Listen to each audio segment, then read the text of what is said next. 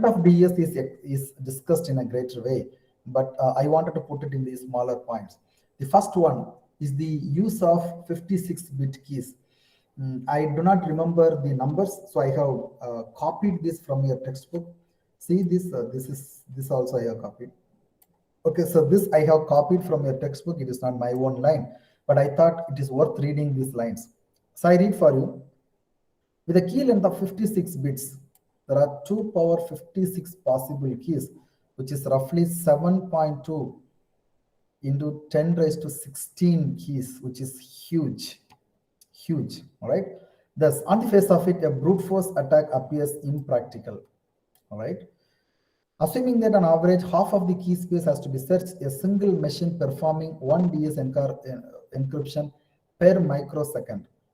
Read this line, okay? A single machine performing 1 DES encryption, the whole of this process per microsecond. In a microsecond, it is able to encrypt the whole of DES, 1 round, all right? The whole of 16 round will take more than 1,000 years to break the cipher. Okay, so a simple brute force attack is practically impossible. You have to wait for 1,000 years to break this. In the worst case scenario, it's not going to be practically possible. All right. However, there are studies and the experiments which have shown it is not going to take 1,000 years. It is less than that. I invite you to read the book to know about that. Okay, that's point number 1, which means apparently it is strong, where DES is strong enough. And then the nature of DES algorithm. So if you look at the yes box design, which has undergone much critical and it has undergone much evaluation and examinations. Okay, people claim that the yes box design is not very clear, which means the design of yes box is not revealed yet. But the yes box values are revealed, as you could see on the screen. But how did the authors of DES design the S box is still a mystery. But interestingly, this S box is still able to withstand in all odds. Okay, it's able to prove that you cannot do any statistical analysis on the S box, and you also could not find any linear function defined in the S box. Okay, that's the strength of the S box in DES. And finally, you know about the timing attack, very simple. In case you are applying Caesar cipher on encryption and DES encryption on a plain text, obviously the DES encryption is going to take more time than your Caesar cipher, because Caesar cipher uses a very simple substitution of adding 3 with every of the values. But here it goes through permutation, substitution, it goes to the function f, which has got the expansion permutation, you got the XOR function, then the substitution box running. There is another permutation, key generation algorithm is running in parallel. So this is certainly going to take more time than your simple algorithm.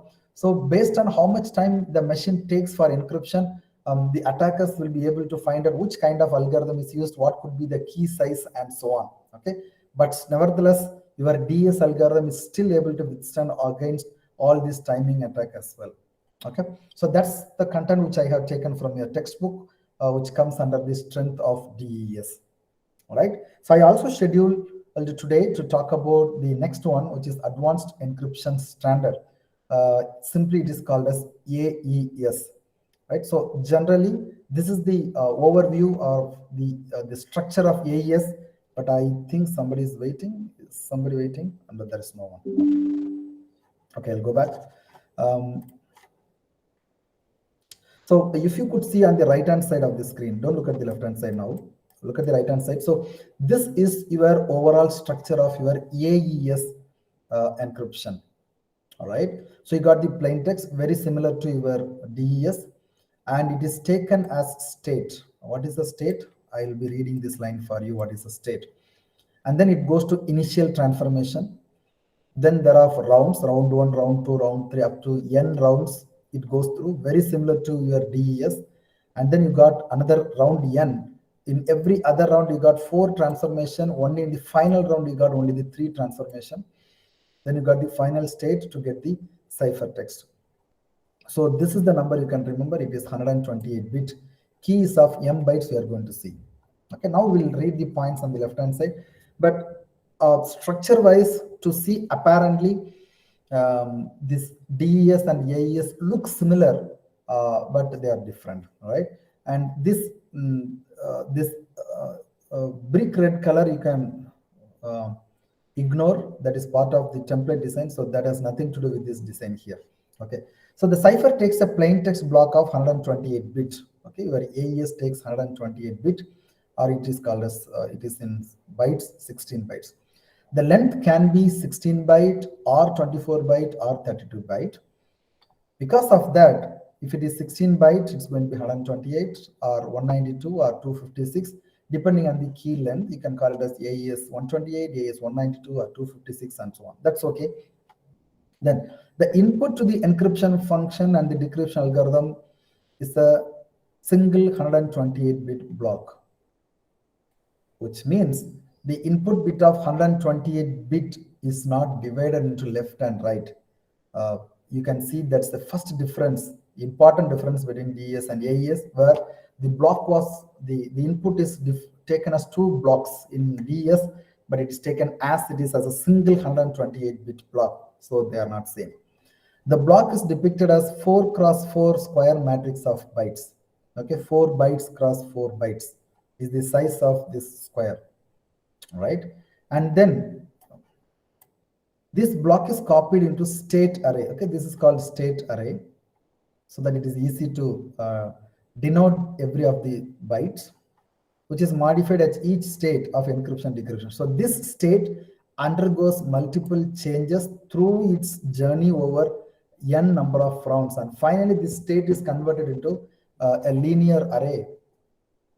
Okay, it's a two-dimensional array. It is finally converted into a linear array to get your ciphertext, right? Because we have learned about DES, understanding AES will be a bit easy. Let's move on. There are some more points which will be really helpful to understand more. So I'm reading it for you quickly. They are not very difficult to comprehend or explain. The cipher consists of n rounds. The number of rounds depends on the key length. 10 rounds for 16 byte, 12 rounds for 24 byte, 14 rounds for 32 byte. All right. The first n minus 1 rounds consist of 4 functions. They are substitution bytes, shift rows, mix columns, and add round key. However, the final round, that is the nth round, contains only 3. They are add round key. Okay. 3 transformation which I'm going to show you, and the initial single transformation add round key which we have seen here. Where is it? Okay, so initial transformation takes up add round key, so that is also part of your DES AES encryption.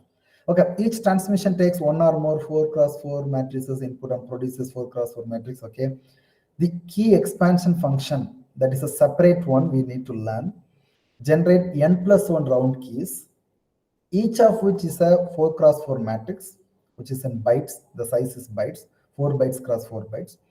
Each round key serves as one of the inputs to the AND round key. You could see the key expansion algorithm is running. It is not key generation algorithm, it is a key expansion algorithm. So the single m byte of key, if it is 16 byte or 24 based on the round, so that expands the required size, okay, which is given as input to every of the round. So instead of for n rounds, you need n plus 1 keys. That's what the first round is, the 0th round. Okay, moving on. There are some common comments about AES we should know, because the understanding AES is very easy, that we should know this difference. AES is not a physical structure, so AES has no relation with DES. Though it is called advanced encryption standard, it has nothing to do with DES. But apparently they look similar, but they are not same. AES processes the entire data block as a single matrix during each round using substitution and permutation. But substitution and permutation are the important keywords of any cipher encryption decryption algorithms. So the key is expanded into array of 44 32-bit words, which we are going to see. 4 distinct word servers round key for each round, because the size is 128 bit. So first one is substitute byte. Uses an S box to perform byte by byte substitution of blocks. I'll tell you, this S box is not going to reduce the size. Earlier, if you recall about DES, 6 bits are given as the input, and you are getting only 4 bits as the output of every S box. There were 8 S boxes, so 48 was shrinked into 32. But here there is no contraction, it only substitutes. So shift rows is a simple permutation. Mix column is again a substitution function which you are going to see, and add round key is the XOR function. Okay. For both encryption and decryption, cyber begins with add round key, which we have just seen, where the round key 0 was supplied as one of the inputs, followed by 9 rounds. Okay, 4 stage. Only the add round key stage makes use of the key. Yes, all others are not using. They are only changing the values among them. Each stage is reversible. For the substitute byte, shift rows, and mix column, an inverse function is used during the decryption. Okay. The final round of both encryption and decryption comes only 3 stages. Okay, decryption is 9 identical. Okay, the decryption algorithm is not identical to the encryption, but it is in the reverse one. Okay, so this is what exactly happening. You look at this one, the plain text, 16 bytes of input is given as the plain text. You got the add round key, which happens before any function starts, any action starts on the ciphertext. Okay, so you got the add round key. That's where the 0th key is applied. Then substitution byte, shift rows, mix column. Then you got the add round key. Substitution byte, shift rows, mix columns. But in the final round, you got substitution byte, shift rows, something is missing, mix column. So it contains only 3 functions. The final round is not having the mix column function embedded into it. So all we need to know is what's happening in substitution byte, shift rows, and mix column, and how the key is expanded. If you know these 4 things, we are through. So what happens in the case of substitution byte? Very simple, sir. It substitutes, right? So you got your S box. This is what your S box. You also have got the inverse S box for the decryption. So what happens? This is a byte. This is a byte. All right, and you are taking this and this. So if you go here specifically, here you take the leftmost. See, everything is the byte. So leftmost 4 bit will indicate the row, rightmost 4 bit will indicate the column. If you could recall what's happening in the case of DES, left and rightmost bits of the input represents the row, the remaining 4 represents the column. But here, leftmost 4 will represent the row, the rightmost 4 will represent the column. In a single byte, 4 bits for rows, 4 bits for column will indicate, and you will get a byte here. So this will be replaced by this byte, very similar to this. So S11 is replaced as S-11. So every of the byte is substituted. That's why it is called a substitute byte. Okay, and then what happens is shift rows. Where do we? Okay, add round key is a single XOR operation, so I leave to you. It's very easy to note. The next is your shift rows. Do we have the diagram? Yeah, shift rows. What happens? The first row is kept as it is. See, this is your state. Okay, remember the whole input is taken as this state. Okay, so this state is maintained as it is in the output. On the other hand, the second row is circularly shifted once left, or in other words, 1 byte circular left shift. See what happens? This comes here, this comes here, this comes here. So 1 1 1 2 1 3 1 0, 1 1 1 2 1 3 1 0 will be your answer. And next one will go twice, 2 times shift. So S22, S23, S20, S21, and the third one goes thrice, obviously. So where do we start? S33, then S30, S31, S32, S33, S30, S31, S32. So this is an example. So your first state, the first row remains as it is. If you look at the second one, this becomes 1, this becomes 2, this becomes 3, and this becomes 4 in the output. Similar to that, this undergoes twice, this undergoes thrice, this shift. This is what happens in shift row transformation. Very simple to understand. Moving on, we need to know what's happening in the case of mixed column. Mixed column is a multiplication. You got this as one of the inputs, and you are getting the other input taken from this, and you get the output, and that will be replaced here. So S naught naught will be taken here.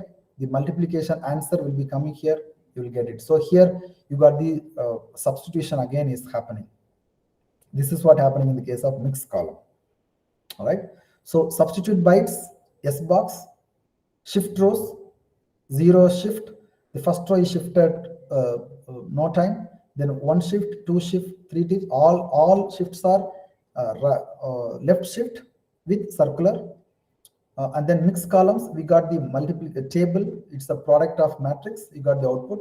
And then add round key. We have already seen it is a simple XOR function that happens in all the 10 rounds. Only here the mixed columns will not be here. So we have learned about all these bytes. And next, the final one for the day is the key expansion. It's very simple. This is your key input. All right. And then they are I'll probably read it. The key is copied into first 4 words of the expanded key. Yes. The remainder of the expanded key is filled with 4 words at a time. Each added word, this is what the word, depends on the immediately preceding word. You could see here, this is taken as the word, W0, W1, W2, W3, it is easy. And then if you look at this next one, the next key, W4, 5, 6, and 7. See how W4 is taking from W0, something is given as XR. So we need to know what is this function G. That function G is represented here. But I will explain to you what is this function key. This is very simple. So you got the input and the word, which is given as the input for your key expansion algorithm. And then what we see, this is what's a pseudo code which you can understand. But what we need to know is what is this subword, what is this rotate word, what is this archon, where I have answer on the left hand side. So rotate word performs 1 byte circular left shift on a word. This means this byte 0, 1, 2, 3 is changed as byte 1, 2, 3, 0. All right, that is what happening in the case of rotate word. Substitute word performs a byte substitution using the S box. Okay, the whole of the byte substitution is happening using the S box of AES.